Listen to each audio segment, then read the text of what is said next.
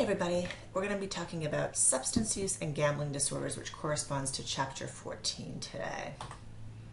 So first we're going to define what substance use disorders are, then we're going to talk about specific ones and their effects, such as depressants, stimulants, opioids, hallucinogens and PCPs, cannabis, inhalants, other drugs. Then we'll talk about theories of substance use disorders, treatment for substance use disorders, and we'll finish up with gambling disorder, which is peripherally related to substance use. So here is a graph that shows illicit drug use in the past year divided by racial and ethnic group as well as age. So you can see across the board there are variations in terms of at what age people tend to abuse drugs the most, and also across different racial and ethnic groups. And you'll see that the peak occurs between the ages of 18 to 25, so most of you are in that peak right now. And we're seeing higher illicit drug use among white, multiracial, and black students, or young people, not necessarily students. So substance use disorders: chronic difficulties in resisting the desire to drink alcohol or take drugs.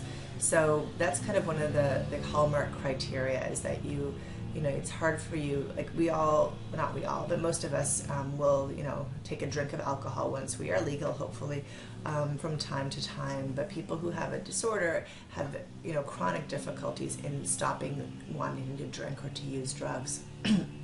So we define a substance as any natural or synthesized product that has a psychoactive effect, which can also include in substance intoxication, which changes occur as a result of the physiological effects of the substance on the central nervous system. And then symptoms depend on the substance and on the setting. So we're going to be talking about a series of different substances today and how they can impact our behavior. Substance withdrawal occurs when when people have been using the substance heavily for prolonged periods of time, and then people stop, and that's when they get a lot of symptoms because their body wants to continue using them and it's not getting it. So substance abuse is the recurrent use of a substance which results in the individual repeatedly failing to fulfill important obligations. So this is, you're not getting up to take your kids to school, you're not getting up to go to your classes, you're showing up to work late, or you're not showing up at all. You use substances in situations where it's physically hazardous. So you're drinking and driving, you're making poor decisions, you're walking in the street drunk. You're having legal problems as a result of substance use. You're getting arrested for possession, for being intoxicated. You're continuing to use the substance despite repeated social or legal problems. And this is kind of a key thing. So many of us, we might, have a little too much to drink, whatever, we get in trouble, we would stop. People who have a substance use disorder, their family and friends might express concern, they might have repeated run-ins with the law, but despite that, they continue using it. So substance dependence is slightly different than substance abuse in that people show tolerance to a substance and need more of it for intoxication. So this is when you're developing tolerance. So tolerance is a diminished effect from the same dose of a substance. So for example, just from drinking, maybe before you would have 3 rum and cokes and you would get kind of that buzz that you like, but now that you drink 3 rum and cokes, you feel completely sober, and now you need to have 4, 5, 6 rum and cokes in order to get that same effect. So there are different types of categories. There's central nervous system depressants, central nervous system stimulants, opioids, hallucinogens and PCPs, and cannabis. So some of the criteria for substance use disorder are impaired central control. So the substance is taken in increasingly large amounts over larger periods of time than originally intended. So, you might say, okay, I'm just going to go to the bar and have 1 drink, and then you end up staying all night and having, like 6 beers. Substance user craves the use of the substance. There's this physiological urge to want to have it. People who are social drinkers don't usually have a craving for the wine. I mean, sometimes everybody likes to have, a glass or a drink some here and there, but these are physiological cravings, like you need to have it, kind of like I need to have cake most of the time. Substance users feel an ongoing desire to cut down or control the substance abuse. So you want to try to stop using the drug, but many of these attempts are failed. And much time is spent in obtaining, using, or recovering from the substance. So you're spending a large percentage of your time either high, trying to get the drug or alcohol and then being hungover. You're also using the substance in physically dangerous situations, as I mentioned earlier, like drinking and driving or being high on drugs and driving. And you continue to use them despite ongoing physical or psychological problems. So knowing that it makes you more depressed or knowing that it makes your physical condition worse, you still keep on using it. There's also social impairment. So you use the because of the substance, you're not able to meet your responsibilities at home, work, or school. So you stop going to school. You're not doing your homework. You're late for work, or you're not performing at work. You're not doing things around the house like you should. Social, work-related, or recreational activities are abandoned or cut back because of the substance use. So because of what you're doing, you're no longer participating in activities you used to. And ongoing substance use, despite recurring, caused or made worse by the effects of the substance. So you keep using it even though you're having negative consequences. As the pharmacological criteria, as we talked about earlier, there's tolerance, and withdrawal is demonstrated because you are experiencing the physiological symptoms of withdrawal. So let's first talk about depressants. Depressants are medications or drugs that slow the central nervous system. When they're consumed in moderate doses, they make people relaxed and somewhat sleepy. They reduce concentration, they impair thinking, judgment, and motor skills. And when consumed in heavy doses, they can induce a stupor or even death. So here are some examples of depressants. So we have alcohol, benzodiazepines, and barbiturates. So some of the symptoms that you get when you are intoxicated, so when you're drunk, you have behavioral symptoms like inappropriate sexual aggressive behavior, mood lability, so you can be really happy, really sad, and impaired judgment, making bad decisions. With benzodiazepines, you can also have sleepiness, barbiturates, slurred speech and coordination, unsteady gait, involuntary eye movement, impairment in attention and memory, and too much can actually result in stupor or a coma. So some of the withdrawal symptoms you get from depressants include hand tremors, insomnia, nausea and vomiting, so that's kind of like the hangover, transient hallucinations or illusions, so you can be having some psychotic symptoms, but they're not permanent. You also might have some autonomic hyperactivity like sweating, heart racing. You might have psychomotor agitation where you have difficulty sitting still. You might feel anxiety, and in really severe cases you may have seizures. So people actually can die from seizures from alcohol withdrawal if they're serious withdrawal symptoms. So alcohol affects the brain in two distinct phases. In low doses, you can feel self-confident, more relaxed, euphoric, and less inhibited, which is why, especially a lot of young people, where you're kind of coming out into society, and those are kind of important traits to have, and we're kind of struggling with some of that stuff. People like to have a few drinks because it makes them more relaxed, more self-confident, etc. However, there's a fine line between low dose and increasingly high doses, and with more people starting to feel depressed, they get fatigued and lethargic, motivation decreases, there are problems sleeping, depressed mood, confusion. And so a lot of it depends too on whether you're consuming alcohol on an empty or a full stomach. With those of you, if you've ever had something to drink on an empty stomach, the likelihood that you'll get drunk faster is increased. I remember my father, he grew up in the former Yugoslavia, and he went hiking once in the mountains, the Julian Alps, and he got lost, and so he was up in the Alps for a few days, and then he finally found his way back down, and there was like what's called in Slovenian a gostilna, which is like kind of a pub bar that serves food, but he had a drink, and because he hadn't had anything to eat for 2 days, he immediately got drunk on one beer. Also, alcohol can interact fatally with a number of substances, so you also have to make sure the medications that you are on do not interact with alcohol. So there are various symptoms to alcohol withdrawal. Stage 1 begins a few hours after drinking has stopped. It includes tremor, feeling weakness, perspiration. People complain of anxiety, headaches, nausea, abdominal cramps, and your EEG pattern might be mildly abnormal. So that's your brainwave activity. So this is kind of like what we would think about as a hangover. But for people with severe alcohol withdrawal on day 2, this can happen on the second or third day without alcohol. You can have seizures, and in stage 3 you can have delirium tremors where you're visually shaking, you're having auditory, visual, tactile hallucinations, so you're actually seeing, feeling, hearing things. People talk about feeling like bugs crawling all over them. People have trouble sleeping, they get fever, they have, they're sweating, their heart is racing, and you actually might have death resulting from hyperthermia. So here are the gender differences in alcohol use in the past month. So you can see across the board, men drink more alcohol than women, with heavy use being much less common. Most people will report having a drink of alcohol, and a binge is 5 or more drinks on one occasion. So here is kind of a perspective on where people in the world drink. So we see that the large majority of alcohol is consumed in Europe and America, where it is part of the socialized, part of socialization, especially in Europe. That alcohol is often consumed with meals, and the drinking age is much more lax. Doesn't mean that people necessarily have alcohol use or abuse disorders, but that alcohol is more frequently consumed, and it's attributed to cultural factors.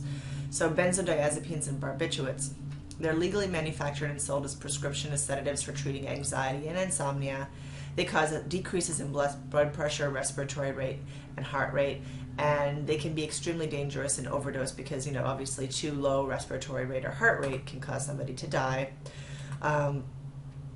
Stimulants activate the central nervous system, causing feelings of energy, happiness, and power, which are things that people like, which makes them addictive. There's decreased desire for sleep, diminished appetite. Cocaine is a prime example of a stimulant. It's a white powder extracted from the cocoa plant, and it's one of the most addictive substances known. It comes in various forms. You've probably heard of, obviously, the white powder. There's also crack cocaine, which is free-base cocaine boiled down into tiny chunks or rocks, and which is usually smoked and is much more addictive. So cocaine, once inhaled, produces an instant rush of intense euphoria. At high doses, it can lead to grandiosity, impulsiveness, hypersexuality, compulsive behavior, agitation, anxiety, and paranoia. So you'll see that, at first people, when they use cocaine, there's kind of, a feeling of euphoria, but then too much and you're starting to see some of this agitation, paranoia. And then because it activates those areas in the brain that register reward and pleasure, that's why people like to use it, because obviously we all like reward and pleasure, but the effects wear off quickly, and some people have to keep using. Can cause many medical complications, especially for people who have heart problems. So here are some of the intoxication and withdrawal symptoms for cocaine and amphetamines. So the intoxications, symptoms of intoxication are behavioral change in rapid heartbeat, dilation of pupils, that's why people often look, you'll see in the movies, in people's eyes, lower blood pressure, you'll see people sweating or experiencing chills, sometimes nausea, vomiting.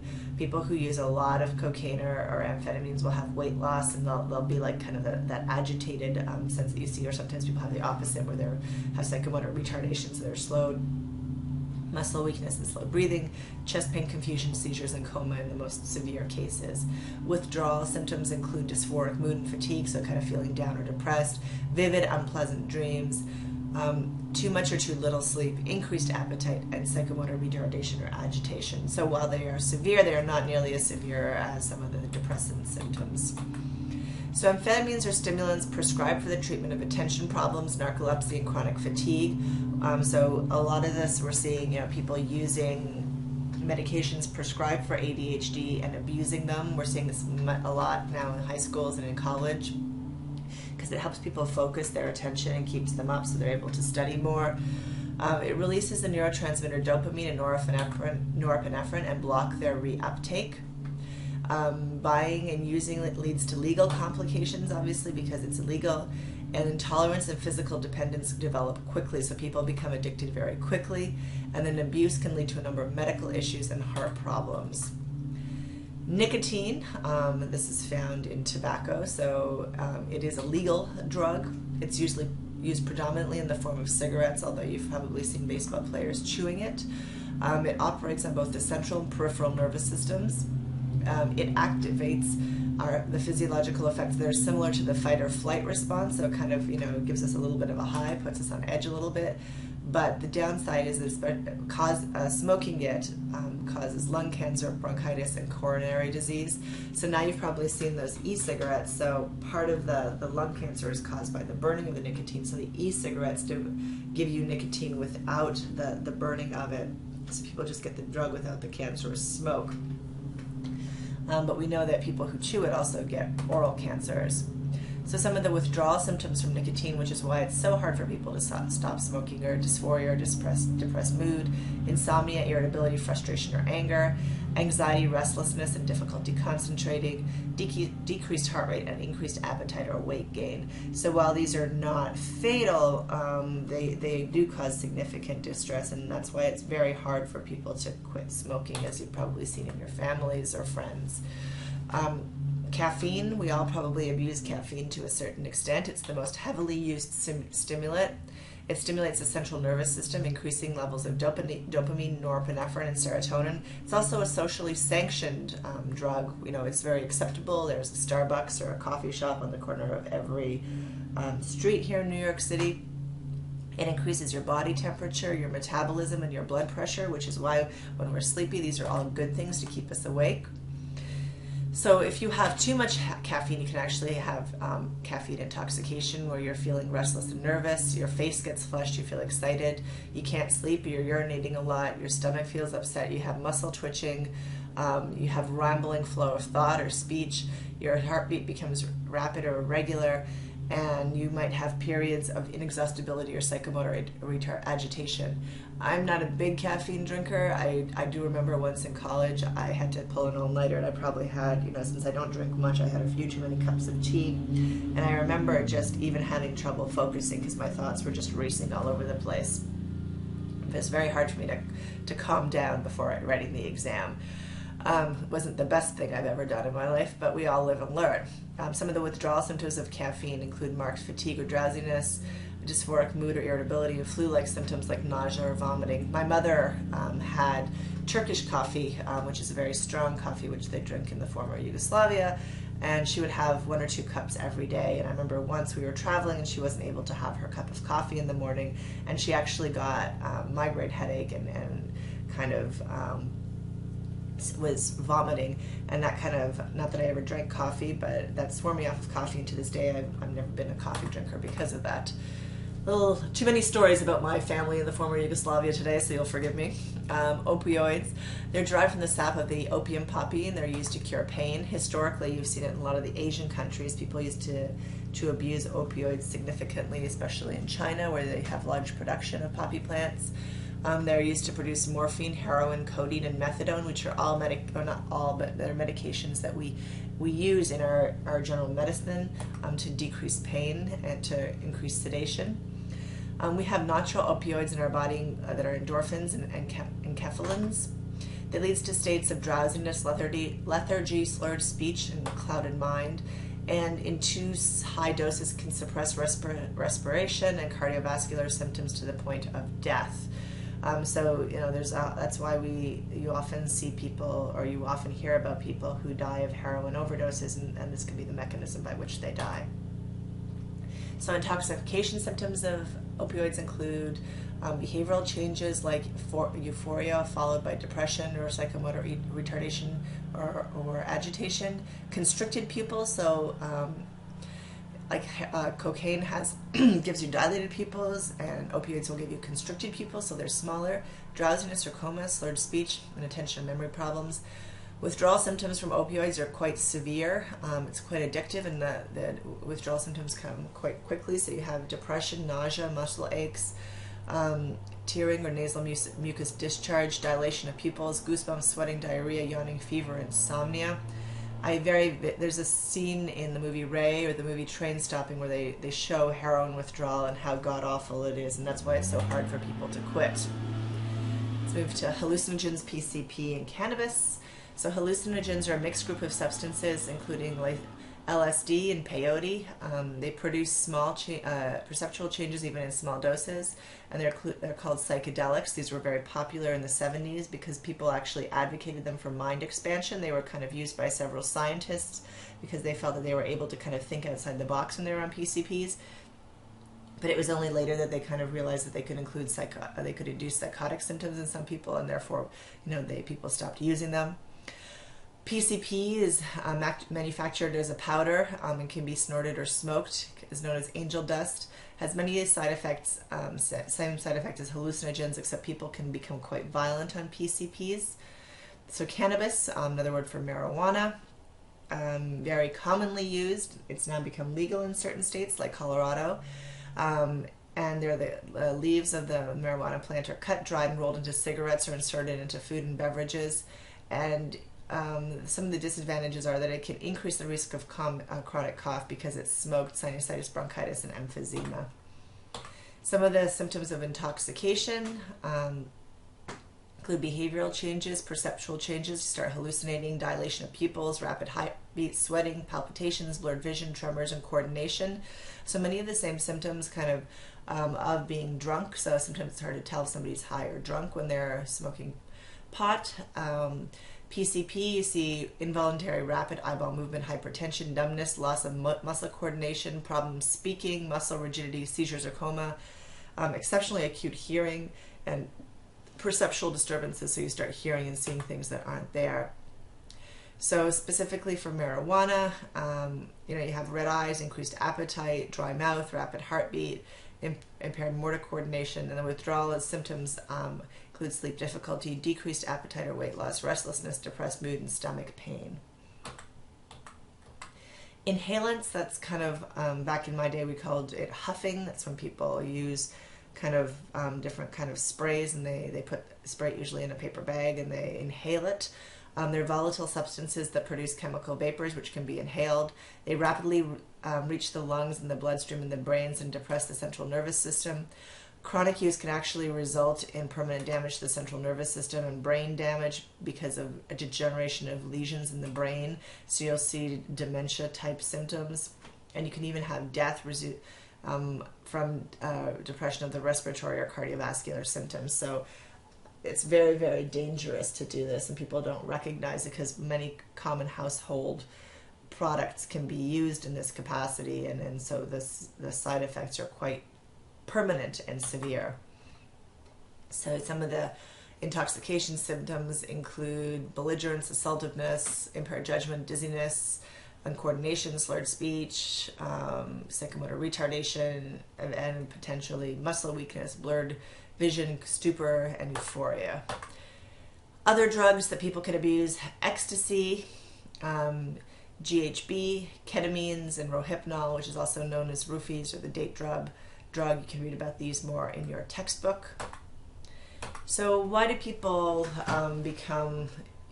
abuse substances or use substances more than they should? So some of the things that we know, they cause an alteration in the reward centers in our brain, causing craving. So we become addicted to them, and therefore we need to crave them. Our dopamine receptors in the brain become less sensitive, and therefore in order to get the same sensations or the same feelings, we need to continue taking them. There are also adverse effects on the biochemical and brain system, so that you have impairment in your functioning in terms of your the neurons, and as well as that you have chemical imbalances in the brain. So we also can have cravings associated with external paraphernalia. So just by seeing rooms in which you've done drugs or drank alcohol, or seeing paraphernalia associated, can cause physiological cravings. There are also genetic factors that regulate the functioning of neurotransmitter systems, so some people might be more prone to being addicted. Some of the psychological factors: learning of the modeling of parents and important others, so seeing other people around you who do drugs and alcohol and learning that this is how people cope with their problems. Boys are more likely to learn from older males. People's expectations of the effects of alcohol and their beliefs about using it to cope with stress. So interestingly, I know one of my professors in college would give people kind of fake beer and tell them it was real, and people would actually start behaving as if they were drunk, and they believed that they were drunk even though they did not receive any alcohol. And a lot of people, you probably hear, oh, I just need a few drinks to unwind. And it's then that kind of becomes more severe as people then need it to cope with stress. So people who have high levels of behavioral uncontrol start taking psychoactive drugs at an earlier age and ingest more of them, and they're more likely to be diagnosed with substance use disorders. Some sociocultural factors, including the reinforcing effects of substances, attract people who live in poverty, women in abusive situations, adolescents whose parents fight frequently and violently, And so there are also subtler environmental reinforcements and punishments which can influence people's habits, kind of like, drinking in social situations and having peer groups of people who use substances. There are gender differences, so it's more acceptable for men to drink in many societies. Women are less likely than men to carry some of the risk factors for substance use disorder. Women tend to suffer alcohol-related physical illness at lower levels of exposure to alcohol because women tend to be physiologically smaller in size, and so we experience the symptoms more quickly than men do. So we get drunk with lesser amounts, which reduces our consumption. And the reasons and patterns of substance abuse differ for men and women. So men and women drink for different reasons. So some of the biological treatments, there are medications that can be taken, although I don't know that given medication for a medication abuse problem is really a great situation. There are antagonist drugs which block or change the effects of addictive drug, reducing the desire for it, such as methadone for heroin. The problem becomes that methadone is a legal version of, it blocks the same receptors that the heroin fills. However, people, and it doesn't give the same high, and people can obtain it legally, but the problem is then people are addicted to methadone and they need to have methadone, and when they start getting lesser doses, they start getting the withdrawal symptoms. But sometimes it's used for gradual withdrawal from heroin. However, the outcomes are not great. So some of the psychological programs include behavioral treatments. So it's based on aversive classical conditioning. So people are given punishments such that, things like antabuse, so they become sick when they drink alcohol if they give this medication. Cognitive treatments help people identify situations where they're most likely to drink or lose control over their drinking, and you teach them ways to cope in those situations. You also get people using motivational interviewing. It's a technique for getting people motivated to change. So from that feeling of, I'm thinking about doing something, to actually doing something, and you kind of get them using various psychological techniques to want to quit. Other techniques are the relapse prevention model, which uses but that causes the abstinence violation effect. This is AA, is the relapse prevention model. So what happens in the abstinence violation effect is that people are supposed to abstain from using drugs or alcohol, and then the minute that they use, they violated the abstinence. And so what happens is that then they decide, okay, I've fallen off the wagon, so now I might as well binge. If you kind of anticipate it as part of the relapse prevention process, then you know that this is part of the process, and that most people will have periods of time where they have drugs or alcohol again, but that's normal. And so that people can kind of, okay, maybe I've had 1 or 2 drinks, but that doesn't mean I have to fall off the wagon. I can just do better tomorrow. So people using relapse prevention programs, you teach people that who have used alcohol to view slips as temporary and situationally caused. As I mentioned, Alcoholics Anonymous, and Narcotics Anonymous, NA, are organizations created by people for people with alcohol-related disorders. They often don't have any professional training, but it's a social support, and it's free for all those involved. One of the things that we are seeing more of is substance abuse in older adults. So treating them along with people of their same age in a supportive and non-confrontive environment, because in substance abuse there's often an element of confrontation, although this doesn't really have any empirical validity, but kind of highlighting the negative emotional states in their relationship to substance use, or the focus of the intervention. You teach them how to do social skills and how to build social networks again, because many times, especially for older adults, they drink because they're feeling lonely and isolated. And you always are respectful and when working with people who are older and have substance use problems, and you want to kind of hook them up with medical facilities and community resources.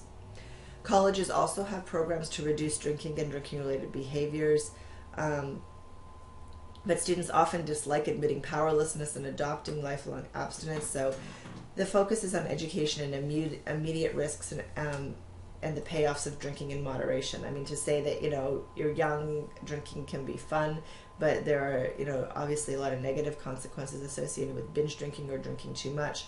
And so drinking in moderation, can be, socially acceptable, and at the same time doesn't include long-term negative effects. So the harm reduction model postulates safe drinking for adults, and it changes the effect of drinking on social skill, or challenges the effect of drinking on social skills and sexual prowess, such that, you know, people feel like they need to drink in order to, you know, to hook up or to be more sociable, and you kind of challenge that, and really, is that not stuff that you have anyway, and it's just the alcohol disinhibits that. So moving to gambling disorder. So this is persistent and recurrent problematic gambling behavior leading to clinically significant impairment and distress. So pathological gamblers, those are people who have problems in their daily functioning because of gambling. They're losing significant amounts of money. They're in danger of losing their marriage, their house, their kids, etc., but they keep on gambling. They often have problems with substance abuse, depression, and anxiety. This is something that often runs in their family, and we're seeing this much more commonly in men than women. And we see that it's related to the same areas as the brain as substance abuse, so it can become very addictive, and the same areas of the brain are lit up when people gamble and when they use substances. So the best treatment for gambling disorder is cognitive behavioral treatment, which focuses on changing the individual's distorted beliefs about having control about gambling outcomes, because you know from your stats classes that really we have absolutely no control, that it's all random chance, overconfidence and superstition, that, you know, in many cases it's designed so that the house always wins, and teaching people new activities and coping strategies to replace the gambling